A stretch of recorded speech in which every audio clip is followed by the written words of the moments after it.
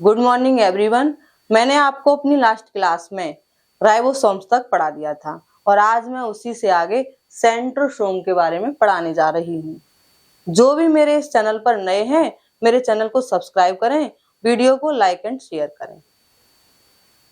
Centrosome, centrosome को हिंदी में बोलते हैं तारक काय।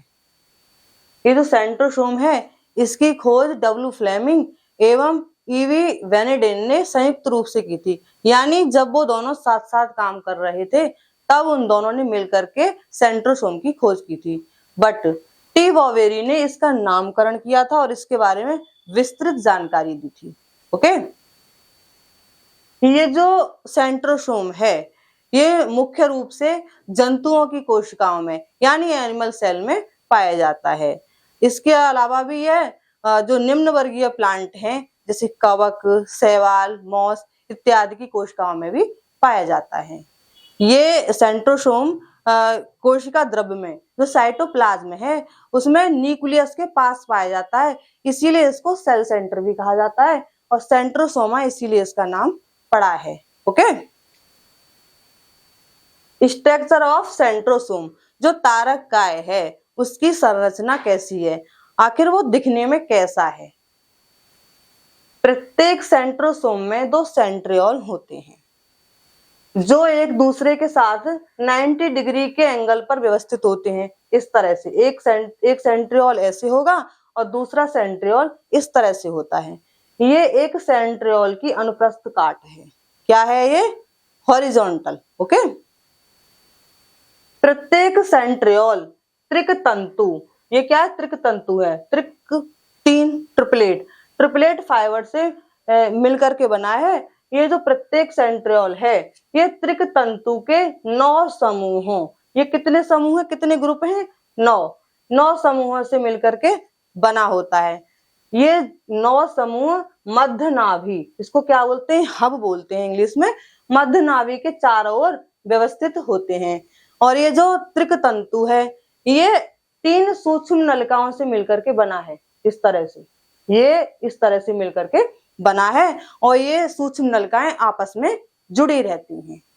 ओके, सीधी रेखा में जुड़ी रहती हैं इस तरह से। इस प्रकार ये 9 त्रिक तंतु एक रवाहीन इलेक्ट्रोडेंस पदार्थ में धसे रहते हैं। और ये जो इलेक्ट्रोडेंस पदार्थ है ये आधारीय नलिका, ये जो आधारीय नलिका है जैसे ए से लेकर के मध्य नाभि तक भरा रहता है। ओके, पूरा सेंट्रियोल एक बैलगाड़ी के पहिए की समान दिखता है। कैसे दिखता है? जैसे एक बैलगाड़ी का पहिया हो। सेंट्रियोल के चारों ओर, ये सेंट्रियोल है और इसके चारों ओर एक स्वच्छ घेरा होता है जिसको सेंट्रोस्फीयर कहते हैं। ये जो सेंट्रोसोम है, ये जो तारक काय है, आखिर इसका काम क्या है, ये करता क्या है? जो एनिमल सेल है उसमें ये क्या करता है? यह कोशिका विभाजन के समय, जब कोशिका का विभाजन हो रहा होता है तब इस सेंट्रोसोम से धागे जैसी संरचनाएं निकलती हैं जिसको स्पिंडल फाइबर कहते हैं। और ये जो स्पिंडल फाइबर हैं ये क्रोमोसोम को अलग करने का काम करते हैं। इस तरह से कोशिका विभाजन में सेंट्रोसोम की एक अहम भूमिका होती है।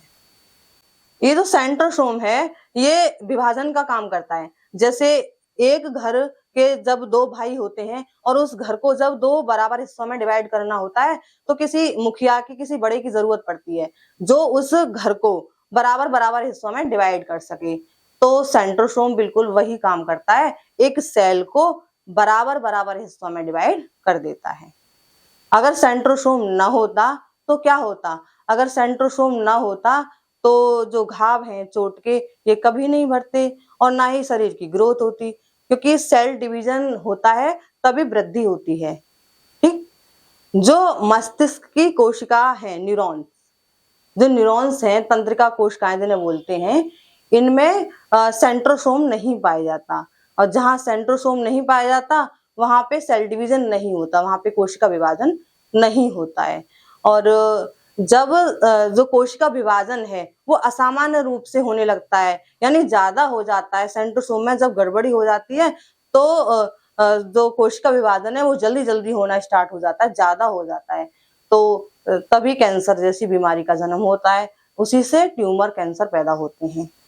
तो अभी मैंने बोला कि न्यूरॉन्स में सेंट्रोसोम नहीं पाया जाता है, यानी न्यूरॉन्स में कोशिका विभाजन भी नहीं होगा।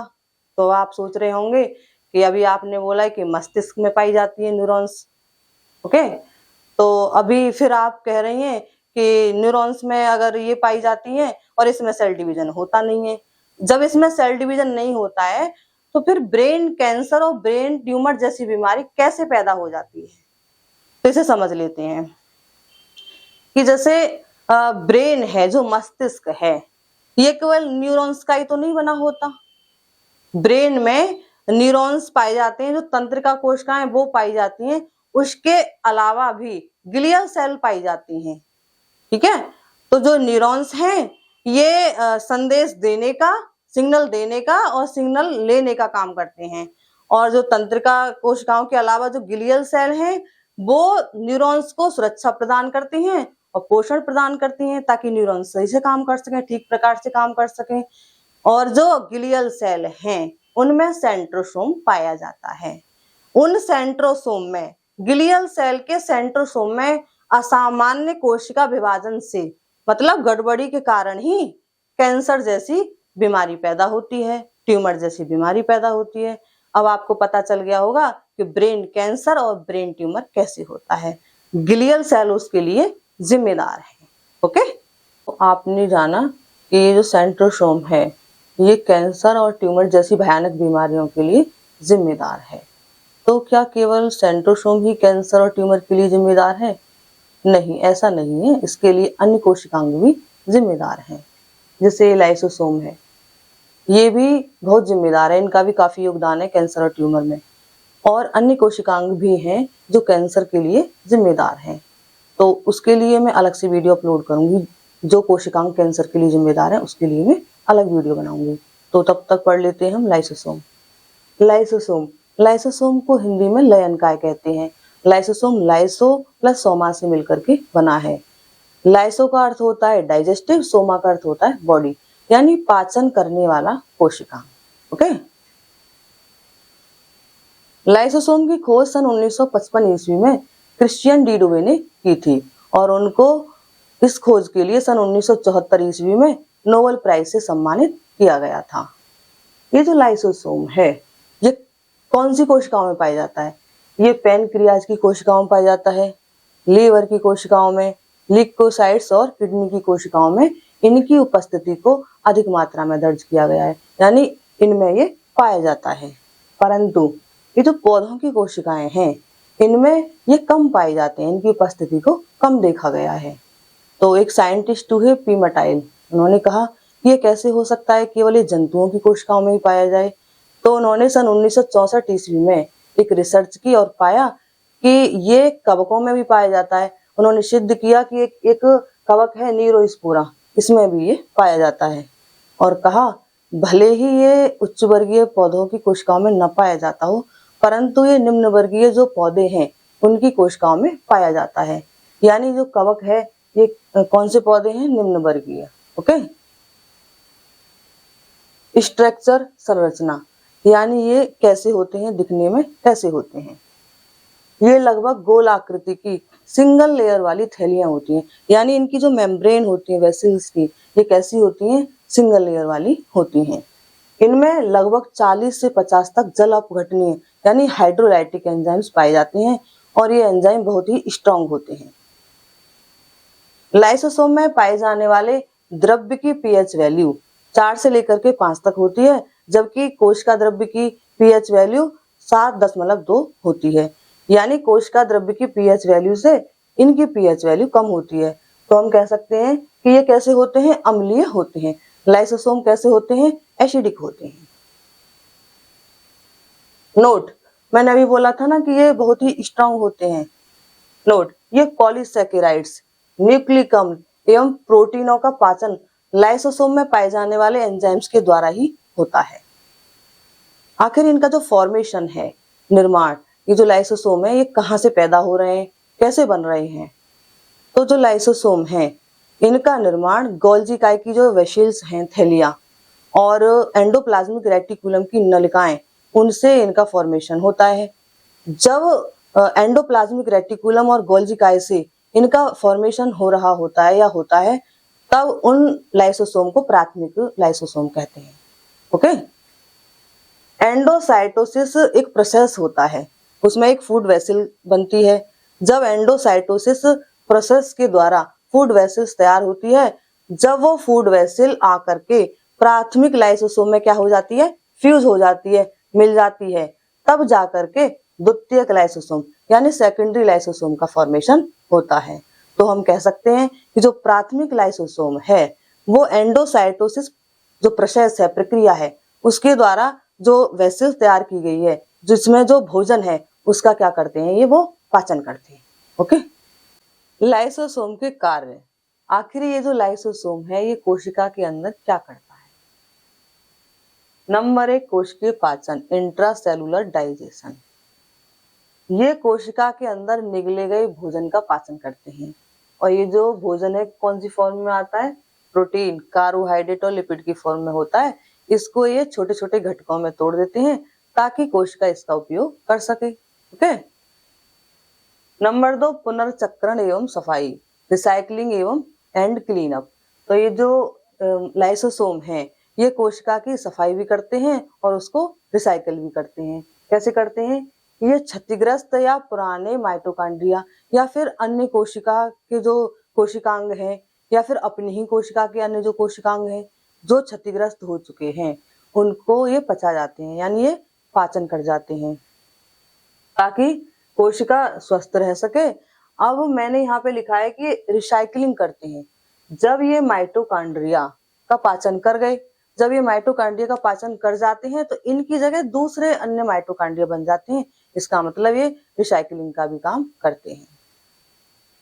नंबर 3, कोशिका की रक्षा, सेल डिफेंस। ये कोशिका की रक्षा भी करते हैं। कैसे करते हैं?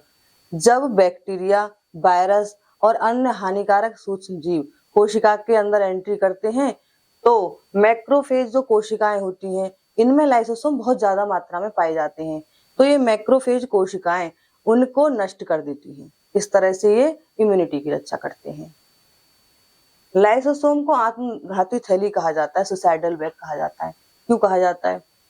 क्योंकि जब कोशिका बहुत ही ज्यादा क्षतिग्रस्त हो जाती है, यानी अब उसकी मरम्मत नहीं हो सकती, माइटोकॉन्ड्रिया भी बेकार हो चुका है, गोल्जी इकाई भी ठीक से काम नहीं कर रहा है, एंडोप्लाज्मिक रेटिकुलम ने भी काम करने से मना कर दिया है, तो ऐसी स्थिति में लाइसोसोम खुद को ही फाड़ देते हैं और उनके अंदर से जो पाचक एंजाइम से निकल करके पूरी कोशिका का पाचन कर जाते हैं। इस तरह से जो क्षतिग्रस्त कोशिका है वो अन्य कोशिकाओं को प्रभावित नहीं कर पाती, इसीलिए इनको आत्मघाती थैली भी कहा जाता है, क्योंकि इनका काम है कोशिका की साफ सफाई करना। जब उसमें कचरा या मलबा भरा पड़ा है तो इस तरह से खुद को ही फाड़ करके कोशिका की सफाई कर दी। तो आज के लिए बस इतना ही। नेक्स्ट क्लास में हम प्लास्टिड्स पढ़ेंगे जिसमें हरित लवक भी होंगे, और केंद्रक इसी के साथ प्रोकैरियोटिक और यूकैरियोटिक कोशिका के साथ में ही इस चैप्टर को मैं समाप्त कर दूंगी। तो आप मन लगा करके पढ़िए, ठीक से पढ़िए, और इस वीडियो को अच्छे जो स्टूडेंट्स हैं, जो पढ़ने वाले बच्चे हैं, उनमें शेयर कीजिए ताकि उनका कुछ भला हो सके। ओके, तो थैंक यू। जय हिंद, जय भारत।